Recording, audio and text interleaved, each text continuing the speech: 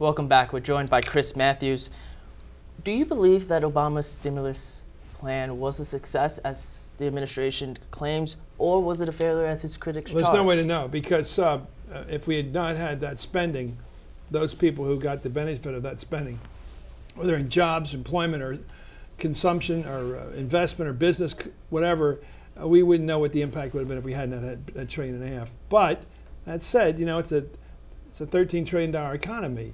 And how much of this has been paid out, spent out, half of it. It probably helped a little, but we don't know how bad things would have been without it. And nobody knows that. But I do think it was badly sold. I think the word stimulus is a disaster. I don't know what it means to people. It seems illusory. It sounds wasteful. Stimulus, just spend something. I think people wanted to see concrete construction jobs, concrete employment, where you could actually see people out in the road building bridges, doing things. The smell of construction. It should have been obvious and palpable. And then I think people said, yeah, they're out there spending money, putting these guys to work. That's good. Instead, there's this, we saved jobs. Okay. And first of all, saving a job of a guy in Scranton who's working on the police force, he's not going to thank you. And the mayors might thank you, but that's quiet. And nobody's going to say you saved a job, and that's the problem with it. It's these local public service jobs they've saved, and state public service jobs, and nobody really cares about those people except the unions and the actual employee. And the country goes, I didn't even hear about that. Yeah. So that's a problem. With 71%. But I think the Republicans have never offered an alternative. The Republicans haven't said, now what we would have done to fight what looked like an impending Great Depression coming into 2009. I've never heard, listening to all the Republicans, what they would have done. They give us this catechetical stuff about, oh, we'll reduce spending, or we'll balance the budget. But does anyone think that stimulates the economy? I mean, nobody thinks. This is sort of faith-based. I don't think anyone thinks that those are the reasons we have the problem we have.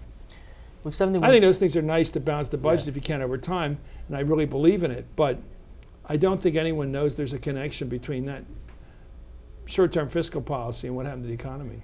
With 71% of Americans disapproving of the job that Congress is doing, do you believe that the Dems will lose control of the House in the midterms? Well, it's a good bet, isn't it?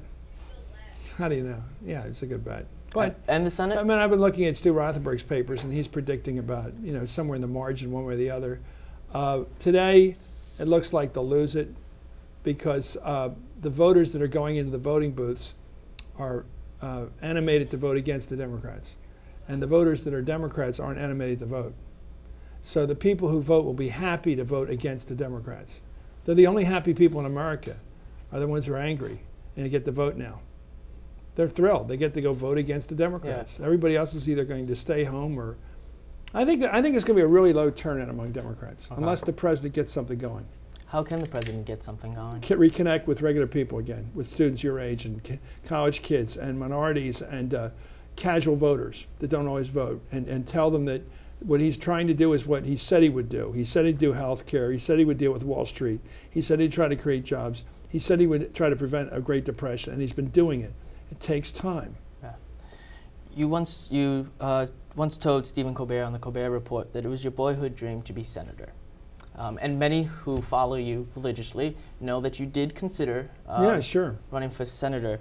And Chuck Todd, the NBC White House chief White House correspondent, said that the reason that you didn't run is because when you asked yourself the question, what would I do, you really didn't have an answer. I didn't have a specific thing, except I would have voted against all bad wars. So no, really, that's what I would. That's the one thing I intended to do.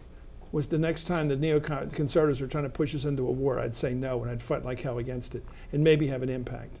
That would be important to me. Teddy Kennedy said the most important vote of his whole career was voting against the Iraq War. That's pretty noble to me, and I think that's worthy of being in the Senate. But I didn't have a specific legislative agenda. Although I think now I would have done a lot on infrastructure and a lot on rebuilding the economy of the older states like Pennsylvania, and create real jobs in the old neighborhoods where the jobs are gone. For the kids who come out of high school without sophisticated educations, those jobs aren't there anymore like they were in my grandparents' time. And I think I'd like to do that. But I'd lived away from the state for a long time. And I didn't really like the idea of fundraising. Who would? Most politicians. It's an don't. amazing experience. But I could have done it. And I look back now, if I look back intellectually, I'd probably be in the running right now against Toomey. I could probably have knocked off Toomey. Who knows, though? I mean, you don't know whether you could have. I could have taken the grind of fundraising 7 or 8 hours a day and reestablishing my roots up there. But I've lived down here an awful long time. I root for the Redskins. You know, I'm not some foreigner. I grew up. I live in Maryland. I live at Chevy Chase Circle, right around there, and I've lived here since I got back from the Peace Corps, and I chose to live here in Washington. Phillies or Nationals? All the way Phillies. Their half came out. And on that note, we're going to take another commercial break. Much more with Chris Matthews right after this.